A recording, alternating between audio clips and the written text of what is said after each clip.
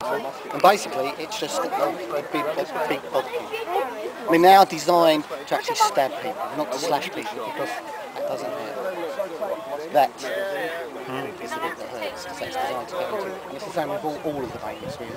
They're not that sharp, they're not designed to slash, they're actually designed to go. Moving on, we need to clear a trench. The best way to clear a trench is with hand grenades. Now, when we went to war, we didn't have hand grenades, so we had to improvise.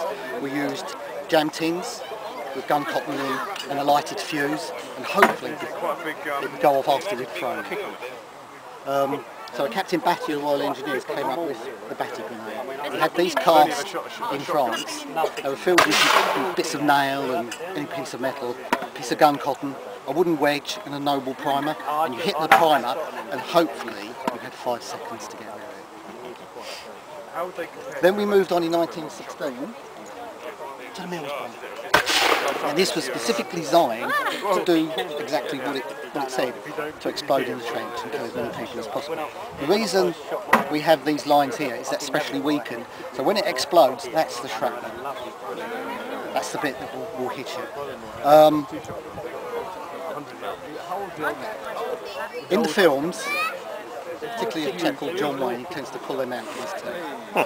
That is virtually impossible. The idea is that will stay there if you drop it or it's in your pocket. And what the bombers were issued with was a T-shaped hook. So they could put their hand on the T-shape, put the hook in there and pull it. You have to put force into it.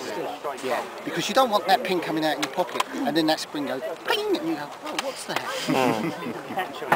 So you would put the hook in there, pull that off, then you had 5 seconds. Once you let that go, to get the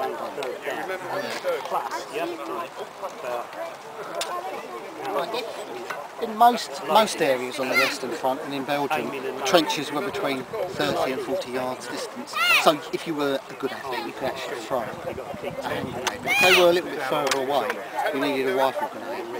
And you would have put a blank round around the drop that down the front. That you would have tied round your side. So when you fired it, you pulled that pin out and primed the grenade. So that, again, all these little fragments would explode once it had been fired over and dropped into the trench. Now on the other side of the Germans were armed with something called a Kugel grenade. And these were actually produced in 1913, a year before the war started. So I think they had an idea of what was happening. And they're quite heavy.